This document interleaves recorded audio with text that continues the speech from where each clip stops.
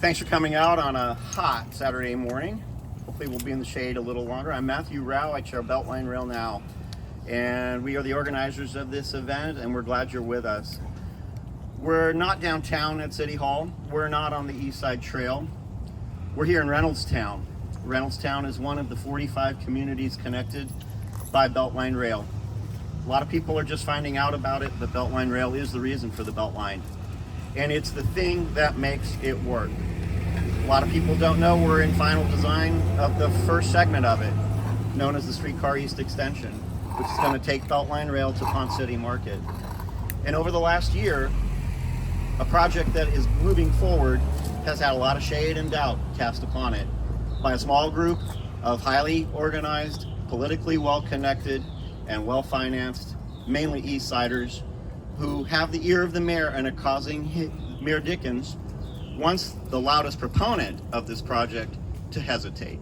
And we're here to say, by unveiling this banner today, that there's a large group of people out here in Reynoldstown and in other places, and you're going to hear from some of them. And there are folks in city council and in government and everywhere that want to see us move forward without delay on this project, because we can have trains running in 2028 if we don't stop right now. Thanks. I'm going to say a few words about the owner of that building, Rob Del Bueno, and I want to thank him and the other volunteers, Ian Burr, Michael Keith, our printers in Roswell, who helped make this possible, and quite a number of the other folks here who have helped bring us to today. And Rob is the owner of this building. He's a Reynoldstown local resident, and he came to us this winter with this idea. Rob, would you like to say a few words?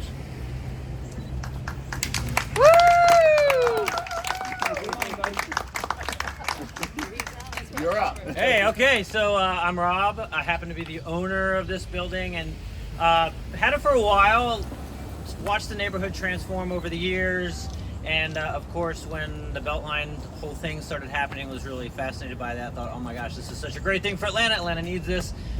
And then over the last, I don't know, more recently, I started hearing that there was some controversy about the concept of there being rail on it, which is the whole point as far as I was concerned. So I figured, well, how could I get involved? And so connected with these guys, BeltLine Rail Now, and decided, why don't we put up some information to help clarify sort of the issue. And so allowing them to use this side of the building to have a banner to help raise awareness. That's it, basically. Woo! Thanks, Rob!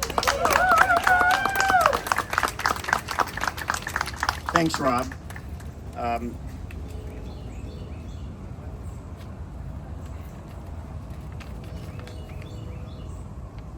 like to introduce another local resident, Christopher Learson.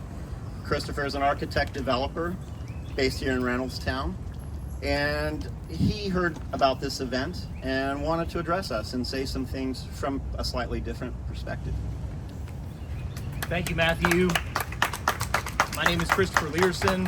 I have lived on that block right over there for 24 years. It's been amazing. It's been a blast. We have seen immense amounts of change in our neighborhood. In the last, I think 10 years, maybe 15 years, Reynoldstown has tripled in the number of people who call it home. Tripled. That's incredible. It's been amazing. I want to start off by asking you guys a question. It's a fairly serious question, so listen up. What the heck are we doing here? I mean, really, I feel like I'm in a bad dream.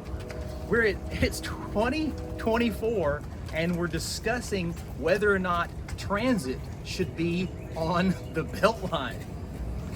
It's preposterous. It's mind-boggling that somehow we have disengaged from the original vision. I am all for democracy, all for transparency, all for accountability, all for efficiency, but this thing has been vetted. It has been vetted. We voted on it. We voted on a mayor. We are implementing the plan. We are building out parts of the vision. And soon it's time to reap the benefits, to enjoy the fruits of our labor, to see it come together, for crying out loud. Woo! Mr. Mayor, yes, we have served up a softball to you. Hit it out of the park, for crying out loud.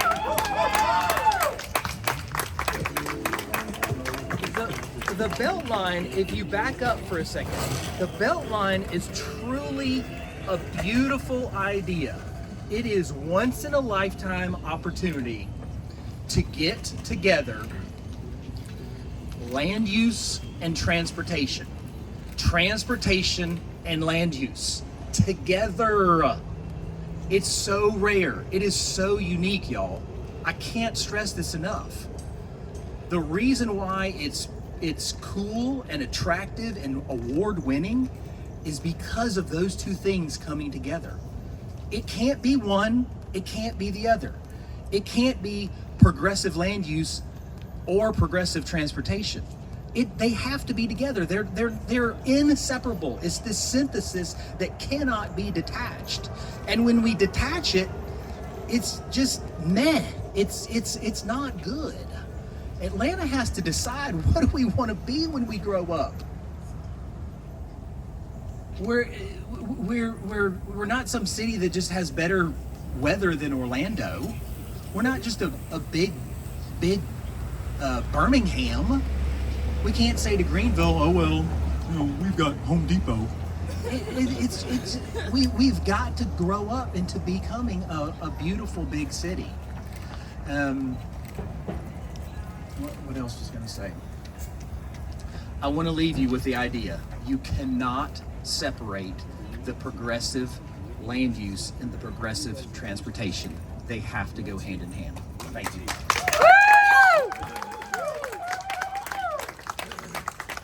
Thanks, Christopher. Our District 2 City Council rep, Amir Faroki, has been a loud and frequent proponent over the last couple of years of moving forward with our plans for more MARTA, including BeltLine Rail.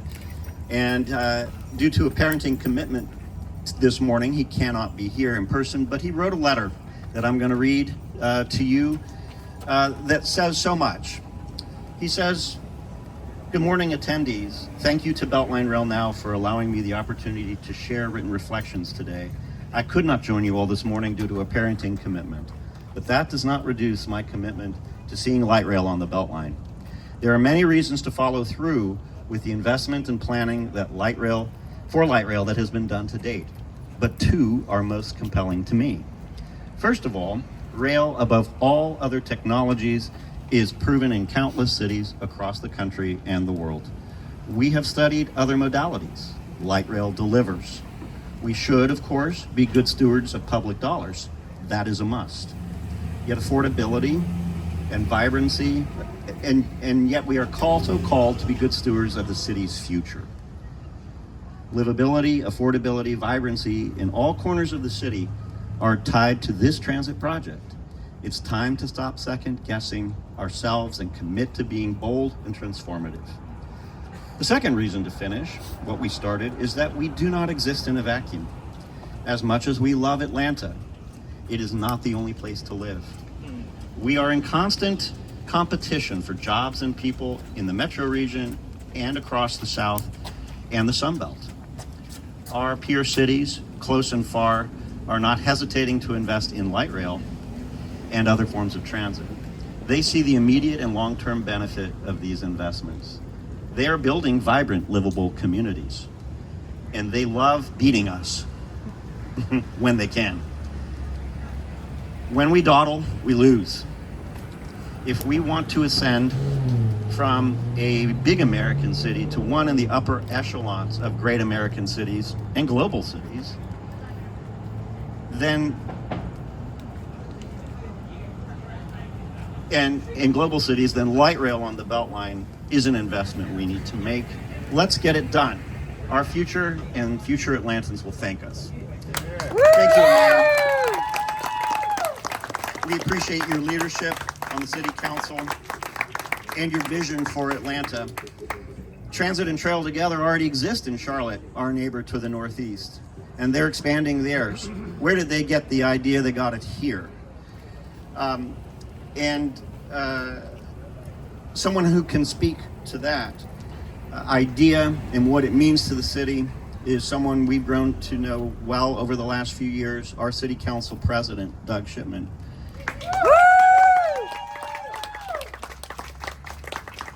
And while, as those of you who are City of Atlanta residents know, Doug doesn't have a vote in ordinary proceedings, Doug has a different kind of vote. And it's the vote of morality and of leadership and of transparency. Doug recently led the audit on the effort on the city side to hold MARTA accountable for how it's spending money. And we'll see the results of that audit soon. And Doug has been a steadfast and longtime supporter of BeltLine Rail. I'd like to introduce our City Council President, Doug Shipman. Good morning. Oh, we can do better. Good morning. Good morning. It's good to see everybody this morning. I was thinking on the way over here that 3 years ago this summer, I was campaigning for this office. We were in the heat of the political campaign going into that November. And as part of that, BeltLine Rail reached out to all the candidates to fill out their questionnaire. And I was very forthright with my opinions. And I got a 102 score from BeltLine Rail Now on my support of the project and the overall priorities of the organization. Now, I don't know how you get more than 100 on a test, but I was very happy to get 102. It seemed like a good score. And I pulled up what I said back then, and one of the answers to the questions resonated with me, and I wanted to read it. 3 years ago, I wrote, when I led the Center for Civil and Human Rights, we developed a set of, quote, must-have items that were non-negotiable. We shared those broadly with the public and funders and ensured that they were always included in renderings and other materials. I believe the same must be done for the BeltLine, a set of principles that everyone understands and eventually supports that must be included in any specific plans. I believe these must include transit and greenway elements. I will then work to make sure they are never excluded and must be a part of any option sets or analyses as inputs, not options, and remind all stakeholders of these commitments. I made that commitment 3 years ago. I was elected to fulfill that commitment 3 years ago, and I am here to remind myself and all of my colleagues that I made that commitment and I stand by that commitment. That is why I ran, and that is what I believe. I want to underline my City Council member Amir Farouki's points and not repeat them. But I want to add two key things, in my opinion. Number one, we continue to invest in 4 priorities that were a part of that election 3 years ago. We continue to invest in public safety, in affordability, in transportation, and in transit. Transportation, affordability, and equity. Those were the things that we promised to invest in. We have made a lot of progress on many of those fronts, except for transit. But there's something that's more important. Equity will never be solved unless we have transportation. That's right. Affordability will never be solved unless we have transportation. Transportation in areas that have been underinvested in is not enough. Transportation from areas that have been underinvested in to affluent areas is required. Yes. Why? There are jobs being created along this trail. There is healthcare being delivered along this trail. There are options for housing being delivered along this trail. Not enough. That's true, not enough. We need more. But if we exclude parts of Atlanta from access, we simply continue to build inequality into the fabric of our city. Ooh. We cannot have equity without transit on this corridor. The second thing that I want to underline, in the same week where we saw the state announce that they're going to spend $1.6 billion with a B dollars on an interchange,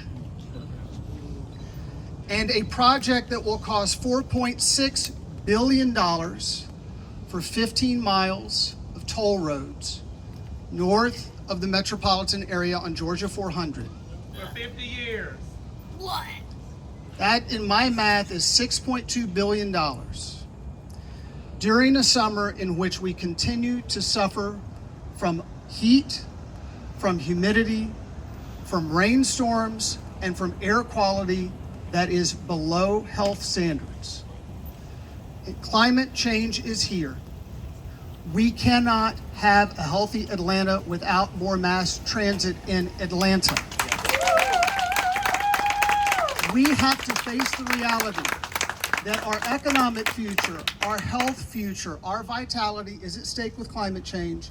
It comes down to heat and water in Atlanta, and we need to deliver more transit options, and this is the one we must deliver for a healthy Atlanta. You're here. Yeah. Let me close by saying, some of you know that I like history. In the 1970s, we failed our future when we did not put MARTA across our entire metro region. In the 2000s, we failed our future when we again excluded vast areas of our region from MARTA. We again failed our future when the Braves moved and we did not have all of that economic opportunity available through transit. If we do not put rail on the BeltLine, we will once again fail our future. I am not going to fail our future. You are not going to fail our future. We cannot afford to fail our future. Let's fulfill the commitments that we have made. Thank you very much.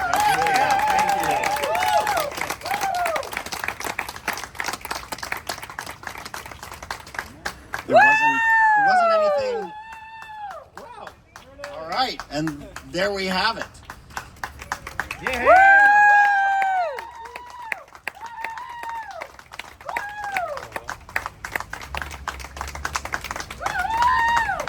It's beautiful, isn't it? And for those watching at home or listening on Facebook Live, one of those can be yours too. If you've got a building site somewhere around the BeltLine and you'd like to show your support too, we can make that happen for you. What you see up there is Ryan Gravel's idea for BeltLine Rail, but it's not here in Atlanta. Other cities around the world have seen that idea and they are going about implementing it. And here we are, the originator of it, and we can't get our act together. That grass track that you see there, some people say that can't happen. But in the report from MARTA's consultant HDR last month, that is exactly the recommendation for the project to be built on the BeltLine. There's no doubt about that.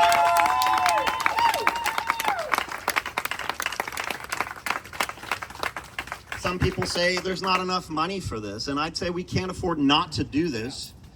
And last week on Closer Look with Rose Scott, our congressperson, Nikema Williams in District 5, said, it seems to be an issue of money, and we'll get you the money. The wow factor, Warnock, Ossoff, and Williams can get the money.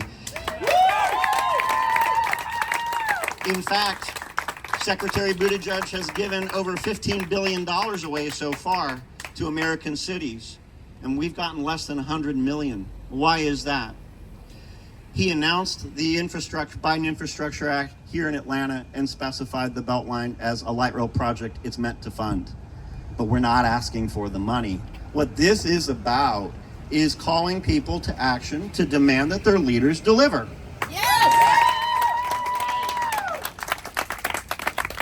And to go to Washington and get our share of that $23 billion, there's still time to get some of the remaining $6. Instead of building a $6 million 14-lane road in North Fulton County, let's build BeltLine Rail. Yes!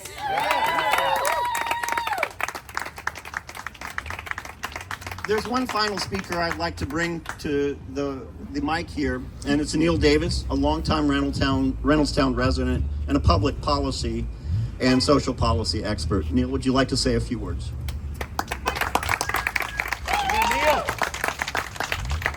Hi, good morning, everybody. and I've lived here in Reynoldstown 15 years now.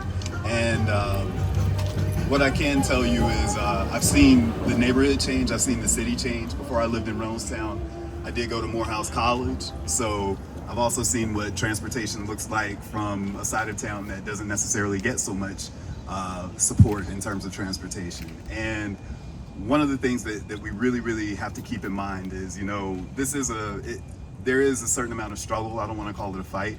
There's a certain amount of struggle that's going on right now. Back in 2016, when we voted for that more MARTA tax, I don't know if many of you know what the percentage was on it, but it was 71% that voted in favor of. Also within 2016, you know, the mayor has come out this week and he's kind of shuffled a bit as far as what his plans for support of us that voted for that 71% more MARTA, you know, that 71% of us that voted for the more MARTA tax. He hasn't necessarily shown the support, and he was on city council at that point in 2016, just so that everyone is you know, we're going full disclosure here, and we need some support. As they mentioned earlier, we've seen what they plan on doing with that,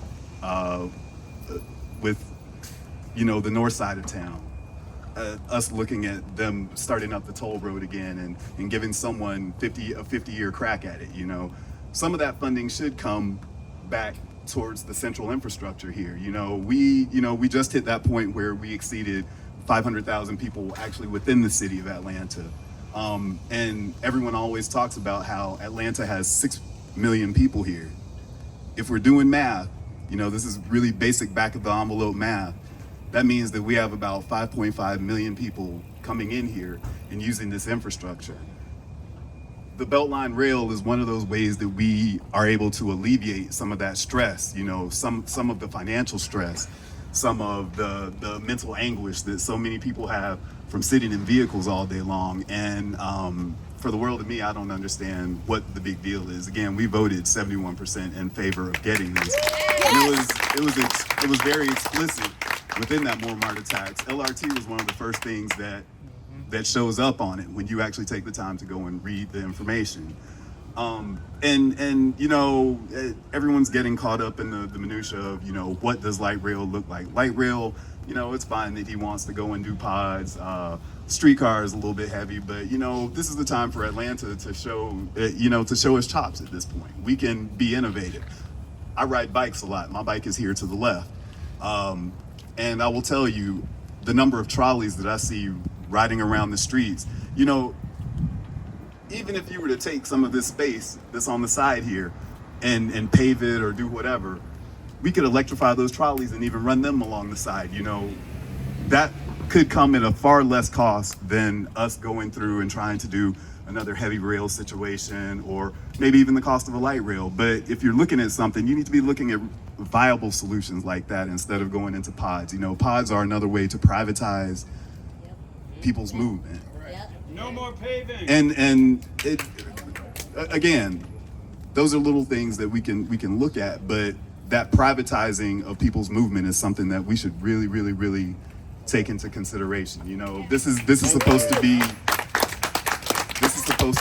a public good at this point, and we see that it's kind of being auctioned off at this point. You know, he's backed away from the 71% and chosen to choose people that, you know, are willing to put huge parking lots right along the belt line. That's not any better for any of us either. You know, everyone parks over there, and then a lot of times, you know, when I take walks in the evenings, the parking lots won't even be full. You know, how is it that, you know, we merge that land use, as Christopher was talking about? You know, we're getting the most out of our transportation, we're getting the most out of our housing, and we're blending the two so that it actually works for the city. You know, those are things that I want to see, and hopefully you want to see those as well. And I really urge everybody to continue to keep the pressure on and keep that energy that showed up in the transportation committee this week. I think since we've already been kicking into that bucket for the more MARTA tax, it's well within our right to ask where that money is going right now.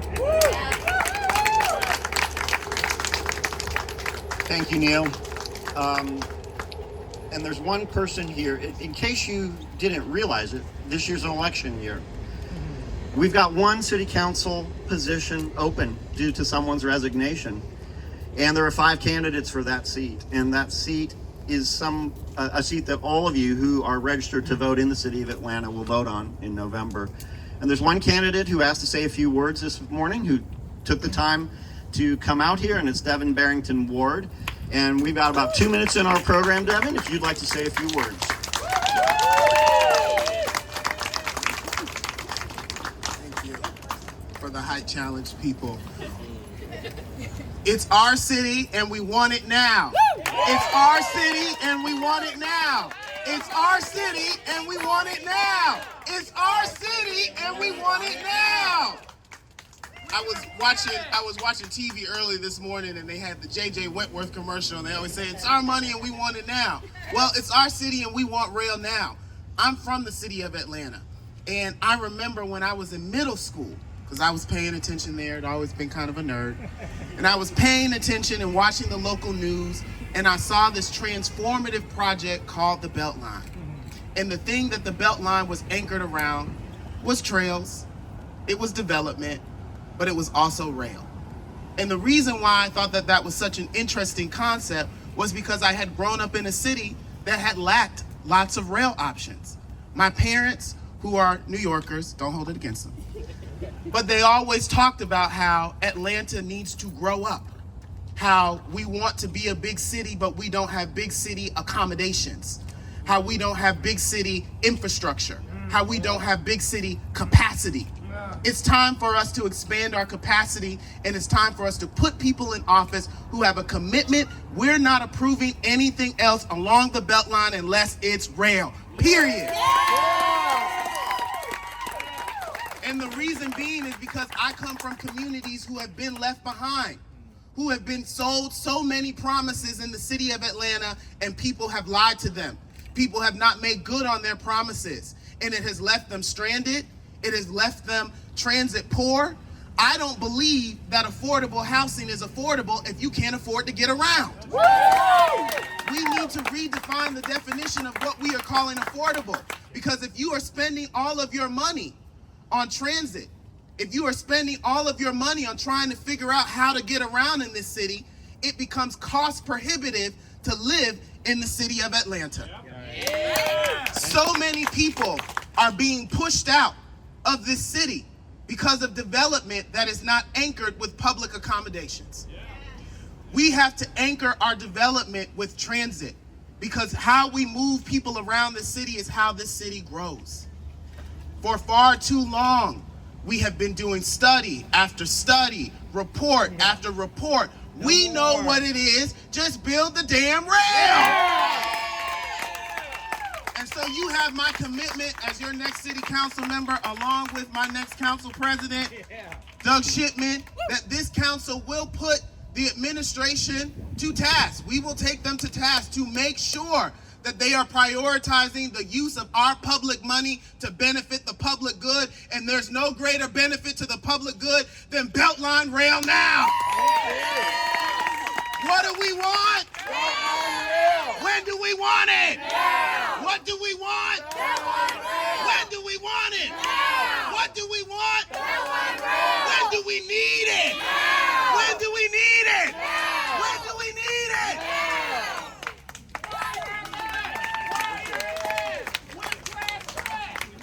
Wow, Kevin, thank you. And if you're not registered to vote and you live in the city of Atlanta, get registered, because the city council matters. This isn't up to Mayor Andre Dickens alone. It's up to all of us, and they are our voice. Thank you all for coming out here this morning. Thanks to all the volunteers. Thanks in particular to Rob Del Bueno for having this idea, and for doing the work. He put that up there himself. And visit BeltLineRailNow.com. See how you can get involved. Come see us at Streets Alive tomorrow, at Summer Shade Saturday and Sunday next weekend. There are loads of things to do right now, and the time is short to do them. Thank you.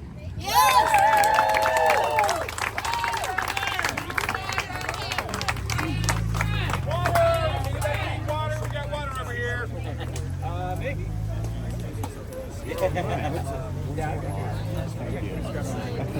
couldn't my phone because of sweat. When I got to the end of the mirror's water. You never think to